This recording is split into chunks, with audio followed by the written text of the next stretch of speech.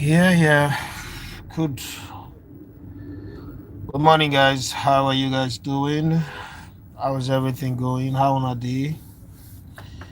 Let me wait so that we can confirm the mic. We can test it and see how it goes. Let me use this few minutes and a half to do little live and see how it goes, and then we can talk. But for now, let's do mic check. Uh, if you're watching, please kindly help me confirm if my audio is clear. Favor Ozoji, say good morning, sir. How clear is my audio? Please, you're the only person here. Oh, it's gone to 7. Uh, okay, everybody says clear. So thank you very much for joining the live. It's not going to be that long today. When my wife comes, I'm shutting down and I'm running. I have a few meetings, a few running around. The AFCON is around the corner now, so the for us, I'm still looking for 80 million that I've not seen.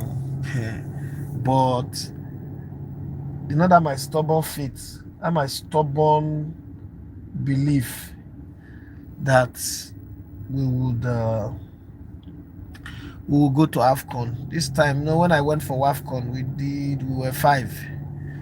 This time I'm trying to do 7, 8, 9, or 10 people. So I don't know. I can't guarantee, but I'll try. I will try. And all this traveling around have really kind of like hit me a bit. But I will try. We'll try and see. I want to do something at this year's AFCON that probably we've not done before in terms of coverage of a tournament. It's not just going at the Super Eagles. You guys know how I feel about the Super Eagles anyway, so I'm not going to spend 80 million plus trying to cover just the Super Eagles. But if they progress, they will be in our coverage, but it's the AFCON that we want to cover. It's the AFCON. We're trying to repurpose this channel to be a channel that covers African football or sporting events as best as we can. So we cannot put it on the Super Eagles alone. The last 5 or 6 years have taught me very strong lessons about depending on or relying on the form or the performances of the Super Eagles. So we're not going to be there for Super Eagles, but it doesn't mean that we'll not cover Super Eagles. But the purpose of us going to Morocco is to cover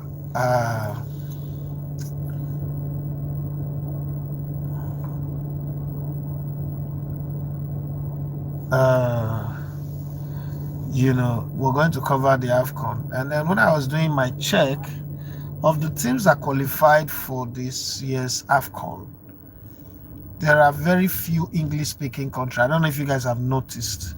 It's Nigeria, South Africa are the predominant English-speaking countries. The others, either Francophone or Arabic, all that. So you could say that somehow the English-speaking African countries are gradually becoming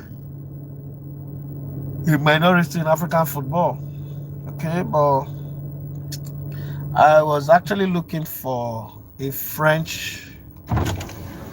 Oh, thank you so much. I appreciate it. Thanks. That's people care about me. Still love. They're showing me love here. They're showing me love here. I still get value for this life. I still get value. I'm looking for a French-speaking person that already have CAF or FIFA media channel that can work with my crew, male or female, preferably male. No discrimination to women anyway, but if I get a female, I have Joy on my team and she's incredibly good. Also, with time, I would love to have an Arabic speaking person because going forward, we want to change a lot of things about the channel, a lot of things, and things like the way we cover tournaments, right? The way we cover tournaments, we would like to change. We would like to also try it. I mean, nobody's doing it right now from Nigeria. Maybe some people are doing it from other places, but nobody's doing it from Nigeria. We would like to cover series of African derby, the Soweto derby, the Tanzania derby between Yanga and Simba, the Egyptian derby between Al Ahly and Zamalek, DRC. In DRC there is the uh, TP Mazembe and one other team that I've forgotten their name now. I'll check our report, and then there is the Southwest Derby in Nigeria, Remo Stars versus Tracy. There is the strongest derby in Nigeria to this actually Yimba or Heartland Yimba. Then all those other ones. I think we want to do that. It will require us growing our subscriber base anyway. With the subscriber base that we have right now, we can't achieve this. But I think that's my new fascination. I want to say thank you also to Bayern Munich for sending me these sweatshirts and the is it joggers? Is this joggers? This is very fine joggers. This year again, this kind of partnership is good, but now I'm looking for partnership that provide money. Bayern, I'm not disrespecting you people anyway, but it's not MRO. You guys are supposed to put yes ME, Matthew Daffy or EME. Actually, my initials that I sent, I don't know why we have this one, but either ways, I'm okay. I'm okay with it, and quite a lot. But then let's talk about the Nigerian World Cup player. I mean, I see a lot of people reacting aggressively, blaming this person, blaming that person. There's nothing about it for me to react to. You know why? I saw this coming, and I practically told everybody that this is going to happen.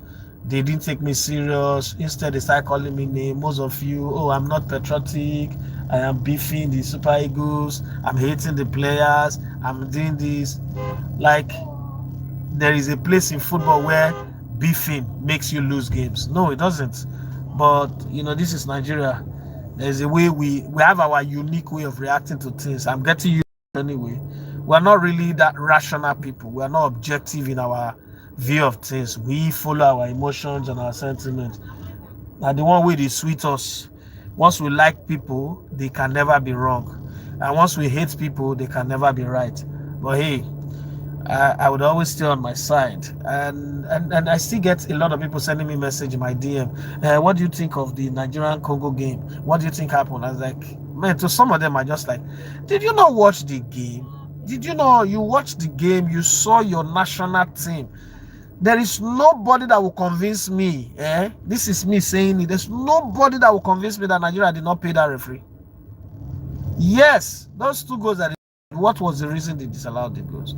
So in my head, Nigeria, one or the other, referee even decided to help us, but we still didn't qualify because we have never been good enough. But people will not accept it. So people know anytime you come, you should be praising the Super Eagles. You should be singing their praises. Once you're not singing their praises, you know why? Because over the last 4 or 5 decades, we've created a nation that is powered, fueled, energized by eye service. There is nothing you do in Nigeria. It has to be eye service for the thing to work. If you know they do eye service, not the work. So speaking truth in Nigeria is kind of like very, very endangered. It's kind of risky actually. It puts you at risk. It puts you in a place where people will hate on you. Somebody actually said something that was funny, that he will rally people to blackball me. And then I went to look at his page. He had less than 1,000 followers on his X. And then I look for him on TikTok, about 500 and something. I look for him on Instagram, 1,004, like the estate in VI. And I'm saying to this guy, like, me, don't you understand that now blackballing? I'm blackballing. A billionaire tried to blackball me. I'm still rising. Now you ain't nobody know. You ain't no day map. But hey, it is what it is. People like to say all these things. And then when something different happens like this, we start looking for who to blame. Since the original plan to make Wabali the scapegoat no work, they're not looking for who to blame. Now, the new one is, oh, this thing has happened. Edafi and his colleague are not calling out anybody. Who would he call out? In 2023, July, I told you that this was going to happen. What did you people tell me? I'm a prophet of doom, I'm jealous, I'm beefing, I don't know what I'm saying, I don't know anything. Kilo Komi, I sat back and I watched. I remember when we qualified for the playoff. Now my name, everybody did this thing on social media. Shame on you. Nigeria will prove you wrong. And this Nigeria, this one-man team. I don't know anything, but I know football. There is no way anybody follow me. Now the new diversion is corruption. Not be corruption make us not qualify. Make una dey honest. Am I saying there's no corruption? Corruption. Nigeria are the headquarters of corruption. But let me refresh your memories. Some of you now we don't know history. 1980, the FA that time NFA they call it. The FA that time was terrible. Was even worse. Have you ever asked yourself why after winning the 1980 Nations Cup in Nigeria, almost every player in that squad did not move forward? They did not go to the 1982 AFCON in Libya. What do you think happened? You think all of them retired at the same time? No, that was problem. 1994, where we qualified for our first World Cup and also qualified for. Is it my car? Okay. You want to put in my car? Good. Yes. Okay, go on. Open it. Where, madam? Where, madam? Okay, I'll go front. Don't worry. Let me go front.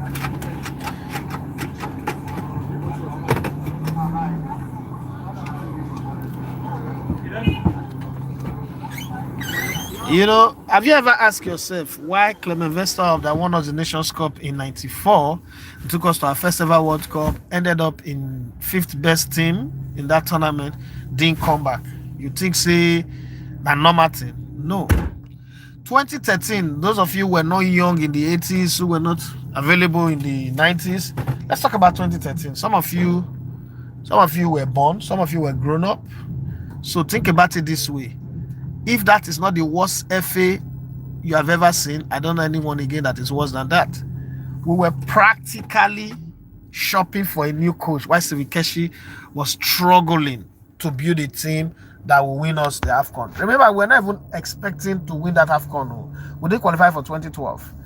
And to make it worse, remember, we didn't qualify for the subsequent 2 editions, 2015 and 2017. But let's not even jump the gun. You know how frustrating it was for Steve Keshi and the players, but somehow they managed to qualify for AFCON and win it in 2013. They also qualified for the World Cup in 2014. So people coming out, oh, the FA is corrupt. Listen, that have been part of. It's like people saying, oh, because of corruption in Nigeria, that's why I did not make success out of my life. No, it's your choice. It's your choice. Here am I doing YouTube, doing media, even in the face of my former employers doing everything to stop me. Every single day that I wake up, I know that, I cannot originally write a proposal to agencies and get paid because somebody has gone to say, please, do me a favor. This boy, if he bring any proposal, don't help him. What did the boy do? No, it's not like he did anything. I just want to teach him a lesson. So tomorrow night, if I don't make him in life, I should go and blame my former employer. No, it's me. It's me that refuse to stay consistent and work as hard as I can. Right? Somebody who's told every media house not to do business with me, no matter what I am offering. I want to bring this boy to his knee. I want him to beg for food. So every system have everybody, including you that is watching me, especially if you're in Nigeria, even if you're abroad, you're facing racism, you're facing discrimination, but it's not going to stop you from working hard. And the 9 countries have qualified for the World Cup from Africa. That's removing DR Congo. Okay, I hope that they qualified. It goes sweet more if DR Congo qualified. Remember, DR Congo is a country that have war. They are fighting war. They lost only 1 game in the qualifiers. Beyond that, they amassed 22 points. Are we saying that the FA of Cape Verde, DR Congo, all the countries that qualify, all their FAs are better than Nigerian FAs? Now, all their players too are better than Nigerian players. Something is wrong fundamentally with our football first. Not just our football, our sports in general. But you see, putting that corruption as the reason we didn't qualify, as much as it is a good way to say it, that is also absolving the players their portion of the blame. And in my own discourse, the players needs to take their blame, their own role, the role that they played in playing very stupid football, being unserious, not coming to camp early from the beginning, being inconsistent. That's the primary reason why we didn't qualify. Because between I'm going to be 48 on the 26th of December.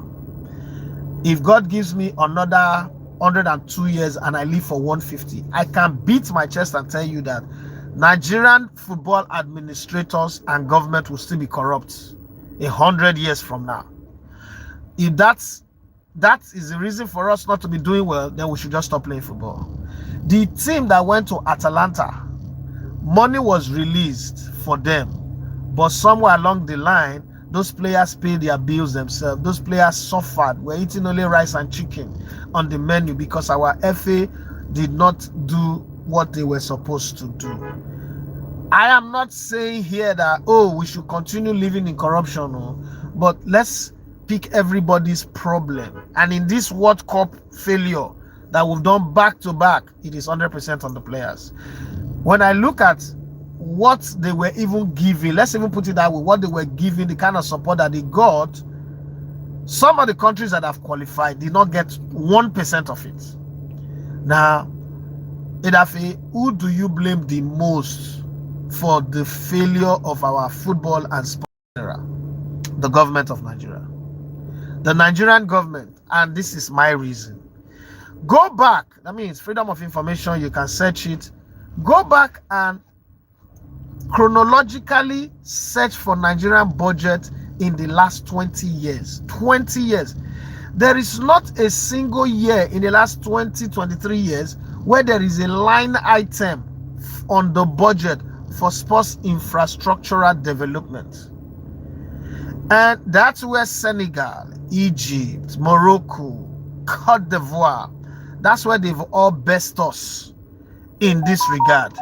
Because their government on their budget have line items for infrastructural development in sports and especially in football. Even the Ghana that is failing, at least they have budgets for football, infrastructural development and training and all that. So somebody said that's a straight line. What is a straight line? Please correct me, because we're having a conversation here now. We're having a conversation. Budget for sports ministry is different from budget for infrastructural development. And if you're going to say what I'm saying is a straight line, please kindly put forward the truth. He said they set aside 1.2 billion naira for the Moshood Abiola National Stadium. Hold on. Let's break that down a little. You would understand. And please, when you say these things, be sure that that thing is coming from our budget. That was not a national budget. That was a funding that was brought on from all this thing where you talk. So this thing where you talk. So first off, you know why it pisses me off? Say you talk this thing. First of all, you don't know the half. I, Esogene Idafi, in consortium with names that I'm not going to mention, we raised a team of foreign investors for $2 billion, not even naira, $2 billion to knock down the national stadium Surulere. We've been on this this is the 13th year. This is the 13th year. We've been on this, and there've been a lot of red tape every turn of the way. Even up until early this year, we're still on it. Now, the budget was not in our national budget, Oga. There was a costing. They even gave us that. There was a costing to regrass and upgrade the stadium in Abuja. Now, what now happened was when Dangote was renegotiating his tax payment, and Dangote did that road in what's it called, Bagada to the Apapa Oshodi Expressway, right? They also met him and said, okay, you will get this tax rebate too if you can help us resuscitate the Abuja National Stadium. It wasn't in the national budget. This wasn't on our budgetary line items. And you can go on and on and on and on. So I said budget. Now this one you said, they say 1.2 billion in the 2025 budget. Remember, because sometimes when you people, we listen to argue, we don't listen to have a conversation. I didn't start this live to argue anybody. I'm not here to argue anybody. The Abuja Stadium, the 2025 budget, if you go check that, they are now even demanding for a supplementary budget on. We've not expended up to 30% of that budget. You see, this is how budget work. I tell you, I want to use, let's say 100 trillion. The money is not available.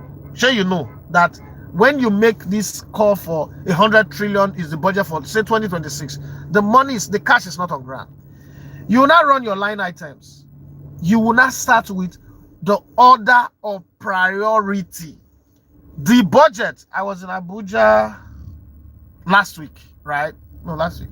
Upper week. Last week I was in Warri. And in that space, I went to the office of the DG of sports, because while interviewing the NFF people, I also wanted to go interview Shehu Diko, who is the NSC chairman, and the DG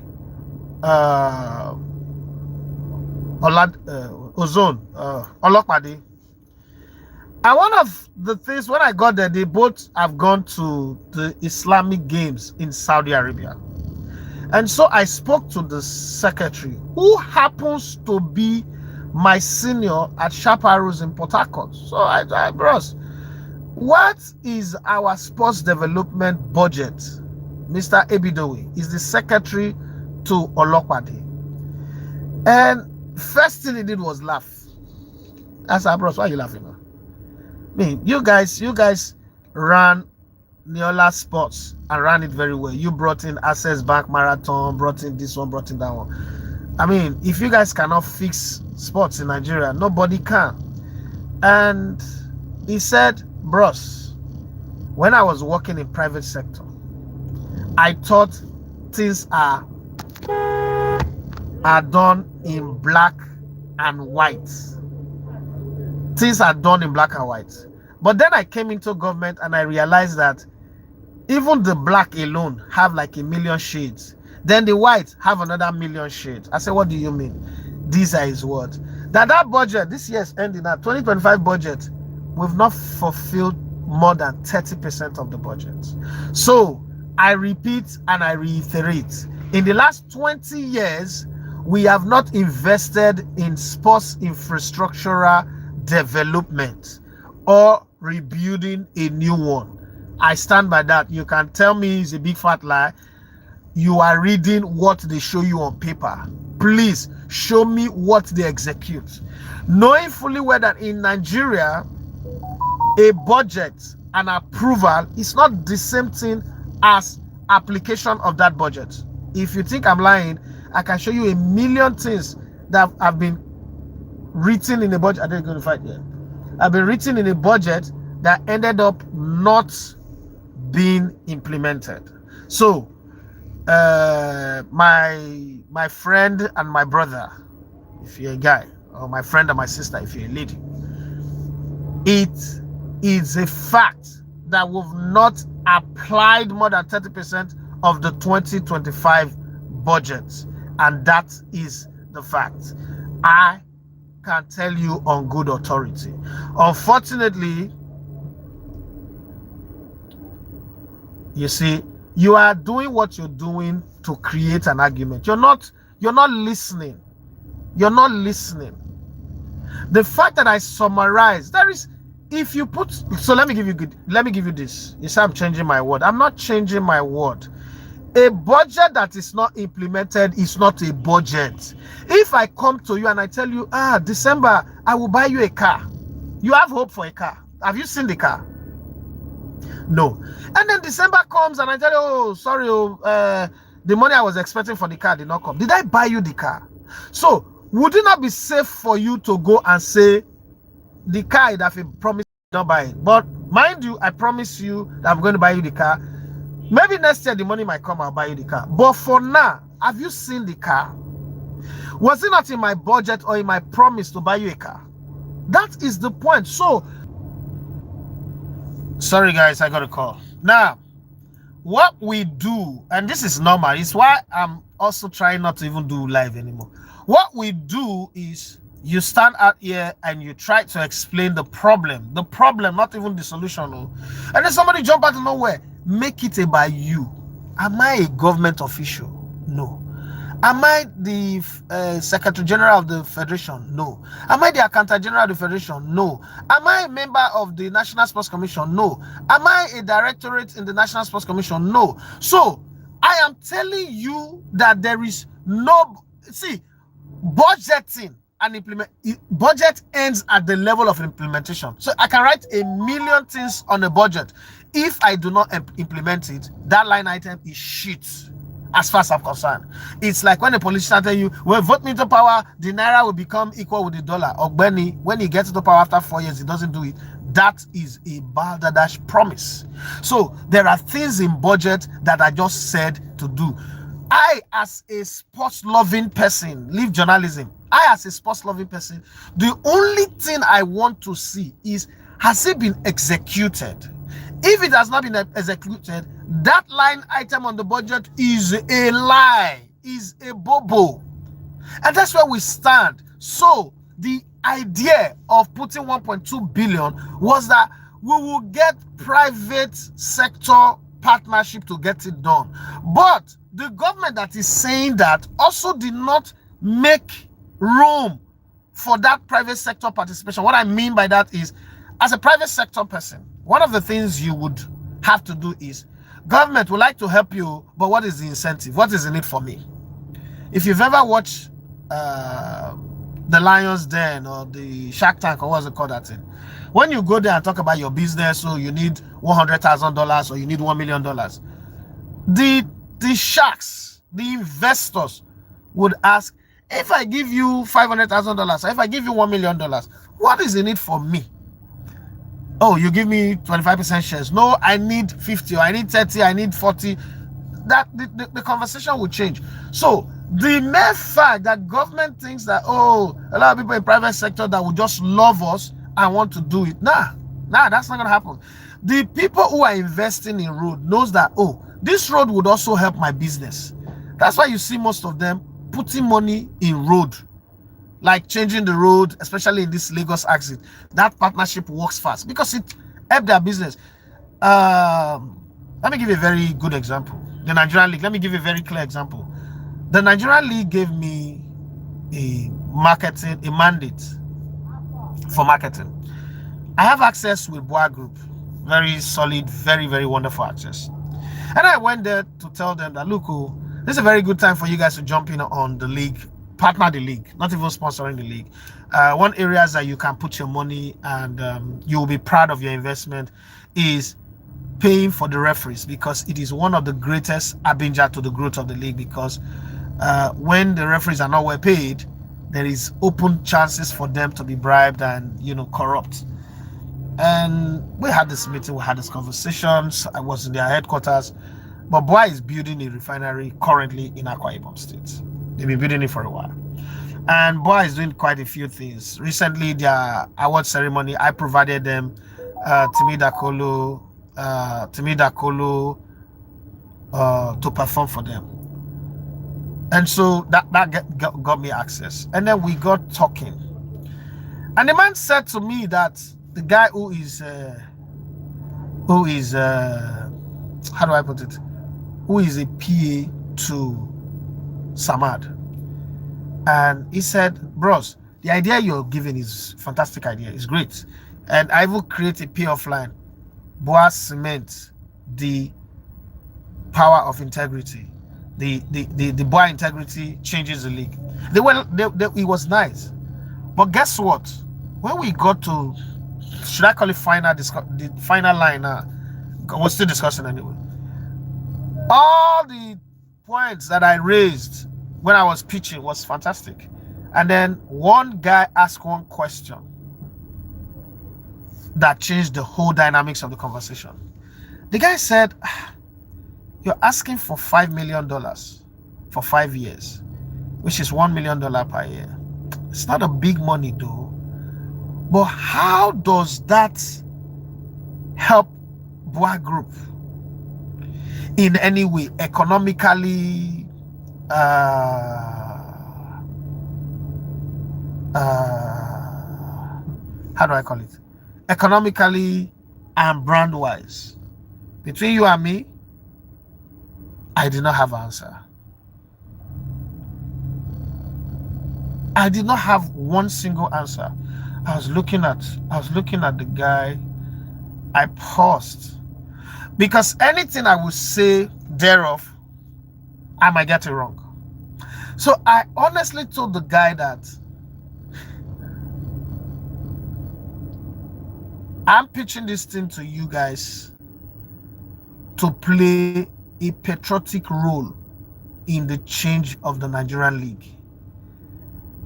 because I do not think that this will make you sell more cement or, fast track your refinery project.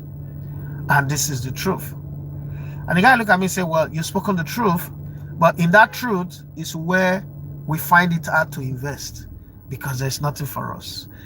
And the meeting ended, but I was still in the office, and then I went to Ephraim's office. I went to a few of the guys' office, and one of the guys said, that this thing is not really that hard.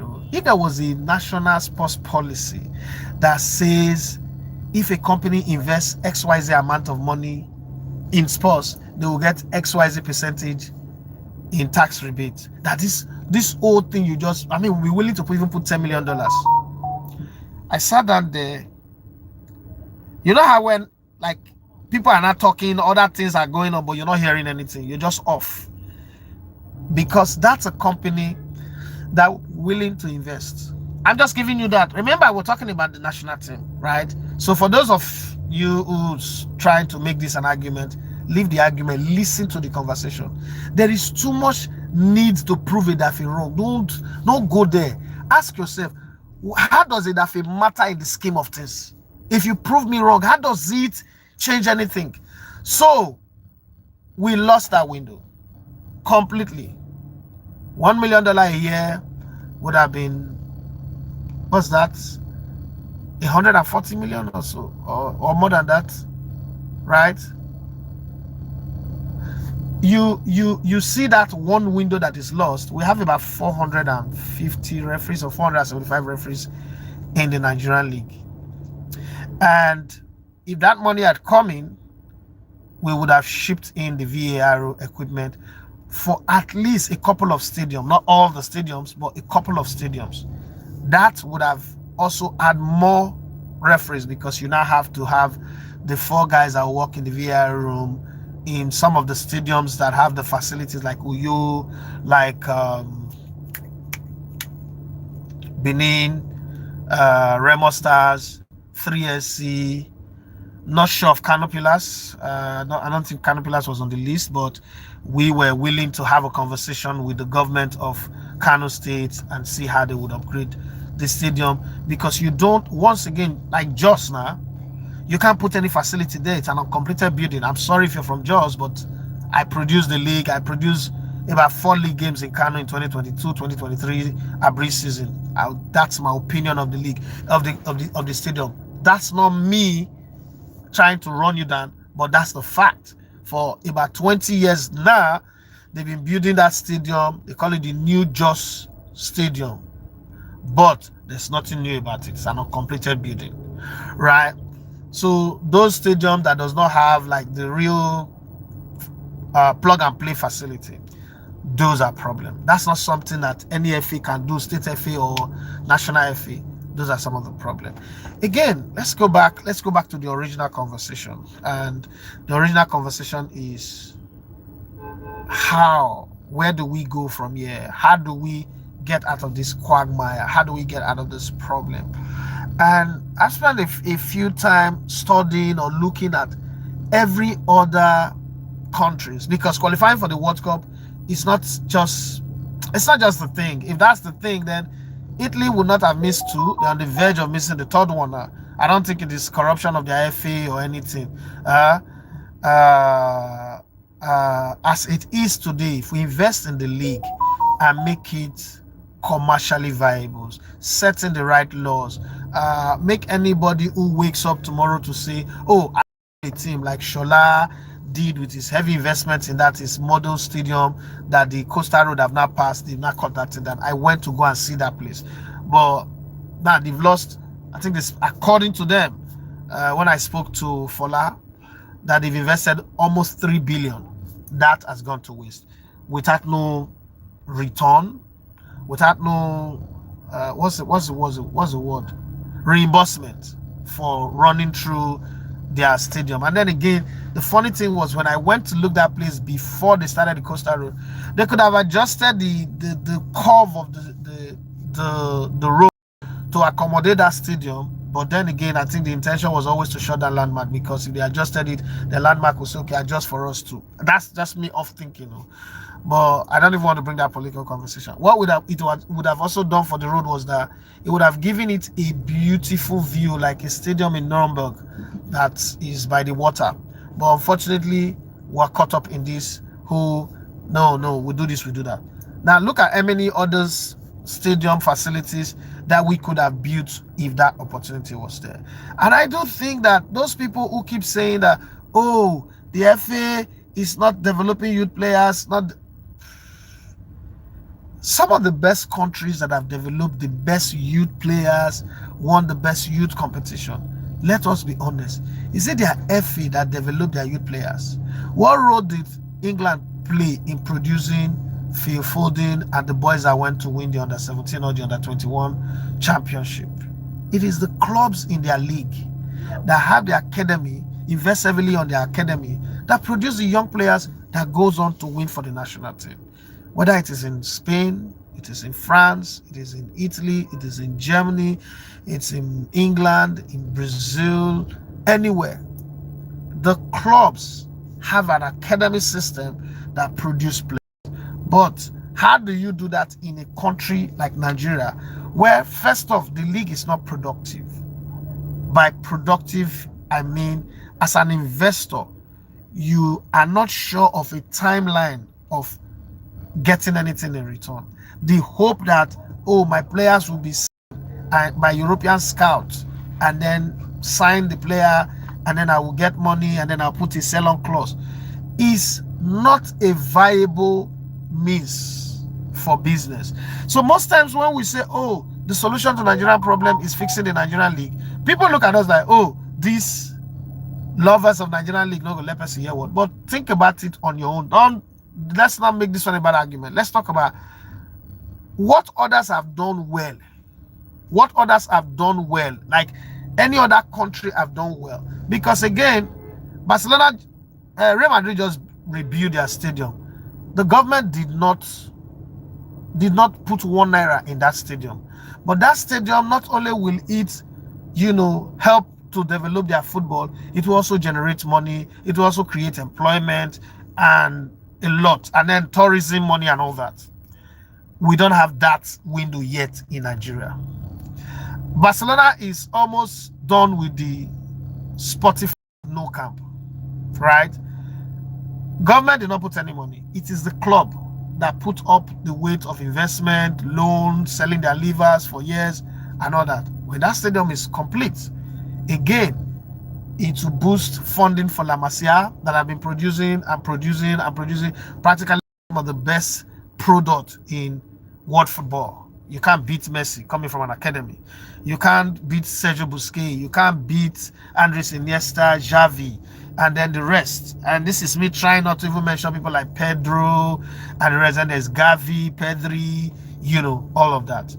It is not the FA. What that means, invariably, is that it cuts the spending of the FA by a large chunk. So whatever money that comes from maybe UEFA to them or FIFA to them, they can spend it judiciously. Am I excusing the Nigerian NFF for this? No, absolutely not. That is a stinking house of corruption. But what we call the corruption in the FA is not really what is holding our football back. The countries that we all love, Brazil, have an internationally competitive league, whether we agree or not. South Africa, in the last 25 years, have grown off the back of infrastructures provided by their government. The whole 10 stadium that they used to host the 2010 World Cup is now part of the backbone upon which their league have grown on. And that backbone is what has now produced the window of opportunity for teams like Orlando Pirates, Mamelodi Sundowns, Super Sports United, and the rest. We in Nigeria, where is that backbone? If you are my age mate, you grew up watching the Super Eagles play at the National Stadium, Surulere. Today, our national team does not have a home. And people will be quick to remind me that not every country have an official national team facility. That again supports my point. Spain does not have a stadium earmark like England have Wembley. But the matches they play, whether they play in Barcelona, or they play in Madrid, or they play in Valencia, or anywhere, it is a stadium built on the backbone of their league. So my question is, what are we doing to have that type of conversation that makes it possible for our league to produce the backbone that supports football development? We cannot, the model of, one Nigerian player is playing for Watford, is born in the UK, have Nigerian mother. We cannot scout like that and succeed. We cannot. Not because the players are not good. I don't want to sit here and tell you the players that are born abroad are not good. But ask yourself this question. All of the players that we have taken from the abroad, if we didn't take them and they waited to play for the other country that they are connected to, can you beat your chest and say they will make those national teams? If your answer is yes, this one does not have a right or wrong answer. If your answer is yes, you are also correct. If your answer is no, then the follow-up question is now, why are we not the ones that think that players that are not good enough to play for countries that we want to be like, they are now the ones that will take us to that place? Doesn't it seem like driving a fast car that have flat tires? So this is some of the conversation we need to look at. Hold the government of the day to task. Let me give you a good example. Part of my growing up was in Port Harcourt. There were 2 stadiums in Port Harcourt at the time. I left Port Harcourt before they built the Adoke Amesimaka Stadium. So we have the Shark Stadium, which is Civic Center in town, and then we have the Transamadi, the Elekaya Stadium in Transamadi, right? Now, they now built their Adoke Amesimaka Stadium around the Omagwa area, right? But Rivers United, at that time we have 2 teams. We have Eagle Cement, that later became Dolphins, and Sharks. And the 2 of them are playing in Port Harcourt, continental games and everything. Today, Rivers United is the only team in Port Harcourt. 3 stadiums, the Shark Stadium, okay, let's even say that one is out.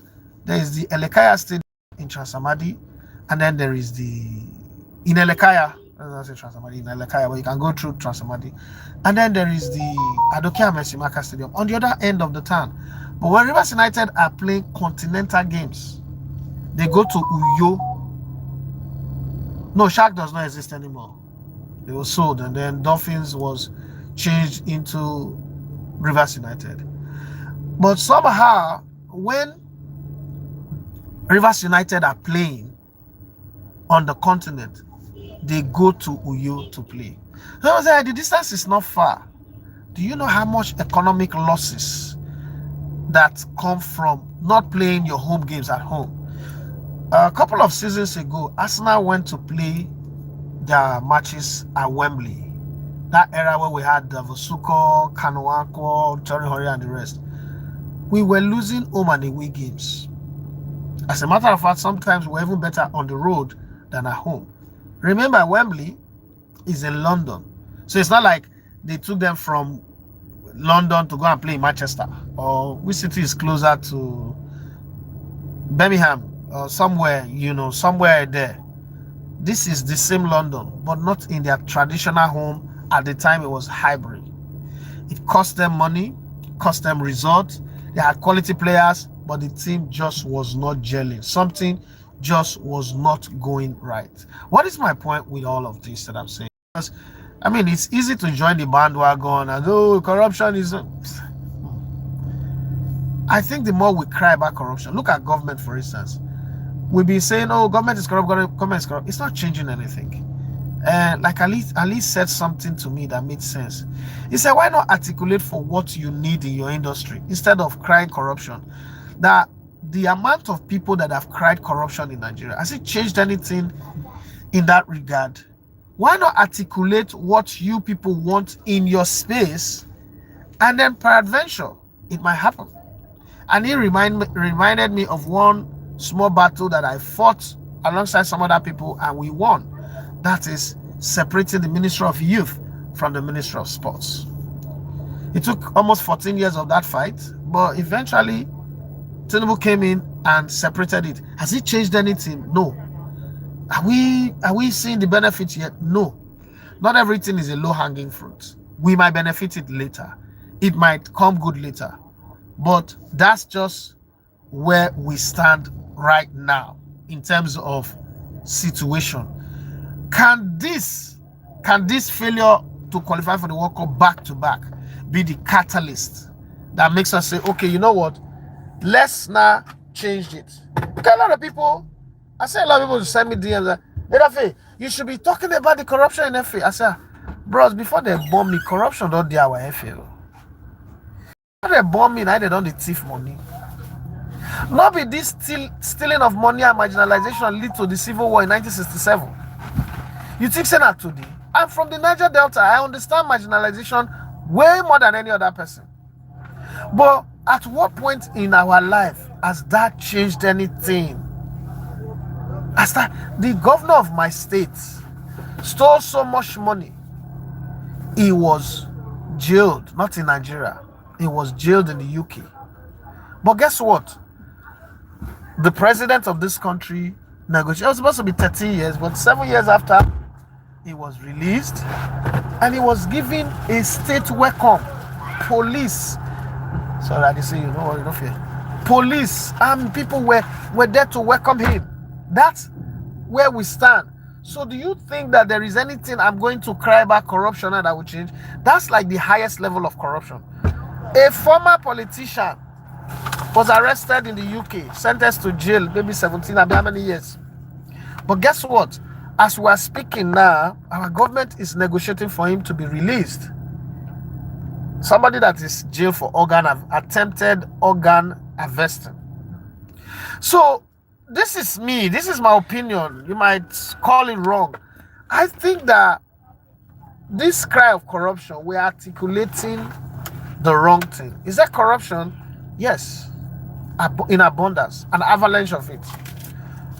But in that same space, the entertainers will go up to Aso Rock and articulate for something that, even in the face of corruption, would simplify the opportunity in their industry.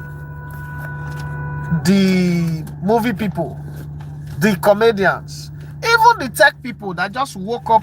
Tech is not something that was, correct me if I'm wrong, but 25 years, when this democracy started in 1999, nobody's talking tech in Nigeria now. I remember I was one of those people who introduced Nigerians to blockchain in 2006 or 2016? 2016. People told me they prefer MMM than Bitcoin blockchain that I was talking about. Remember that blockchain, when it first started, it also was like a pyramid, like, you get a group of people, I pay you 0.03 Bitcoin, you pay the next person, and then the people under me pay me. That's how we accrue money. Till when you now get to the place where you just set up your own account and then you run it. What's my point with all of this? Before I came into media 21 years ago, everybody is shouting corruption. This one is this. I remember on Obaseki alone, I wrote 116 petition to ICPC and EFCC. You know that the man still was not jailed. He wasn't. The guy that was handling the case came back to me and told me that he's Oga at the top, because that time Obaseki was the chairman of the league. His own brother, who was the group MD also of the NNPC. So you see that kind of family connection. He asked me one question. He said, "Is Oga?" He told me something that his Oga at the top told him, "If this man die in your cell, what will you benefit? How much is the money that they are talking about that he misappropriated?" That's people who are tasked with anti-corruption, right? So if we keep shouting corruption, we keep shouting this one, and we're not articulating the right thing. If you jail these people, let's say worst case scenario, you arrest people and you jail them, who is telling me and you that the next person that is coming is not going to stay more? Is this not the Nigeria where we were investigating missing money in NDDC that affects me directly, my region directly? Do you know how the matter ended? The matter ended in honorable, off your mic. That's how the matter ended. They didn't continue the investigation again. No prosecution, nothing. We're not sitting here where we hear that, oh, they have been indicted by the EFCC. Yaya Bello, this one, that one, Dino Melai. What happened? All they do is to wear neck brace, send pictures and video from one hospital or the other, and then the case just died. So if we're going to really say, oh, why our football is dying is because of corruption, why that is true, how does it fix the problem of lack of talent development, lack of growth in the space? This is my own opinion, and I might be wrong. I'm open to be corrected. Let us request for the development of our league, the improvement of our league. I know that a lot of people who follow football, who listen to all this type of podcast or videos, don't want to hear that. They want us to talk about Arsenal, Man United, Real Madrid, and the rest. That's exciting to talk about. And they end it up with prediction. This weekend, these games will go like this. That's what we want to hear. But how does that really improve our football? How does that really? Because let's be very honest. March 2022, we failed to qualify for the World Cup. The excuse was that it was corruption, NFF corruption, this one, that one. 4 years on, is it not the same thing we're talking about again? It's exactly the same thing we're talking about again.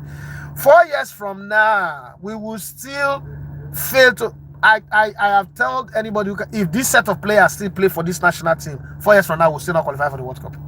That one is a given. 4 years from now, with these players, this one-man team, we'll still not qualify for the World Cup. We'll still come back again. Corruption. Yes, now that we're not going to the World Cup. What's it called? Guso, the only thing that can keep him on this job is if we win the AFCON.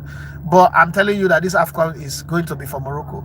So let's even say we win it. So you want to continue? Because me and you need a vote. The people where they vote, now they don't give Guso vote of confidence every year in the last 3 years. Every September in the last 3 years. And they will do it again if we win the AFCON. But Nigeria is not going to win the AFCON. We don't have a team or a squad that can win the AFCON. Having said that, let's say hypothetically Guso is removed. Potential. All of you guys know your state FA. The person that will become the next NFF president is going to be one of the members of your state FA. Who's the potential person that will come and become the NFF president? And what are the chances that it will not be more corrupt? Should they say, if Amaju come out, oh, Nigeria football go good. Amaju has left now for 3 years. Everything that we suffered during the Amaju era is what we're still suffering till now. Okay? And then Guso might leave and we will still suffer the same thing. My point is all the devils anybody that will run Nigeria football will be tied with the web of corruption.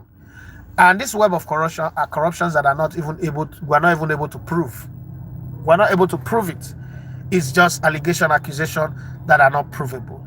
Why don't we for the need to improve our league. Because if it takes us another 4-5 years to improve our league, and our league gets to, the funny thing is, I'm not even looking forward to our league getting to the European standard. The England, that's too high now. That's too high. The England, the Spain, the French league, the Belgian league, Italian league. No. Make our league even measure up to South African league first. Make it measure up to, shame that I want to call Tanzania now. Tanzania league, Egyptian league, Moroccan league, and all that. I was in Morocco in July, and then I saw their citizens protesting that their government is spending so much money in a World Cup that is affecting the economy. And I was like, which economy? Economy where internet, the lowest speed is 365 Mbps. It's economy where the road, you can close your eye driving. Economy where light not ever go off all the time I stay there. How now? But hey, every dog have his day. Every man have his own farm. And the thing where they bite you for body, different from what they bite me for body. Unfortunately, I will not be able to read messages because now I need to go. Mrs. Edafe is here. You can see she's not even happy looking at me like, Oga, I have things to do, so I need to run. But just think about it. In this time, we failed to qualify for Qatar. We have failed to qualify for a World Cup where 9 African countries are going. A possible 10. Okay, if Congo DR do well, a possible 10. Nigeria is not there. Would it not be nice to now start now? Let's have a uniform voice of saying, you know what? Yes, so our football, there's corruption and rest, but let's put 70% of the effort into our league. The other ones, national team, if we work, we work. We've not qualified for 2 football events in the Olympics. We're not versed now. We kept quiet. We've not qualified for under 17 World Cup back-to-back, something that used to be almost our birthright. We're the most successful at that space. We're not versed. So why the Senior World Cup, where our highest, our grandest position is the second round of 16? Now it's not going to be round of 16. Why is it that one make us the best? A country where our most successful team in July was playing at the AFCON to win 10. There was not one single supporters club member that was there. Journalists who went there, content creators who went there on their own with their own money, were not the people singing and supporting the team. All of a sudden, we're playing playoff with a team that is not serious. Bunch of very, very crazy players who don't think that it's important for Nigeria to win against some of the smallest teams in Africa. The stadium was packed full by Nigerian supporters club. And I'm saying, is this one a priority misplaced? But hey, that's a topic for another day. Let's not even distract the topic. Think about it. Is it not time for us to advocate for a good league? Because I think if we push that argument consistently well, our league is better. We will earn more. Hey, Johnny Gaffer, thank you for £5. We will earn more money from that. We will create more jobs. Sometime, somehow down the road, your brother, your sister, your friend, your relative will be employed. The success of Super Eagles does not give us money. It makes us spend more money. That's just the truth. So in my thinking, I might be wrong or I might not be correct, but I'm just submitting it. You guys are I'm submitting this as a bill for consideration. Is it not time for Nigeria to say, okay, but look at it carefully. England won the World Cup, the Senior World Cup in 66. Since that time, they be improving their league till now.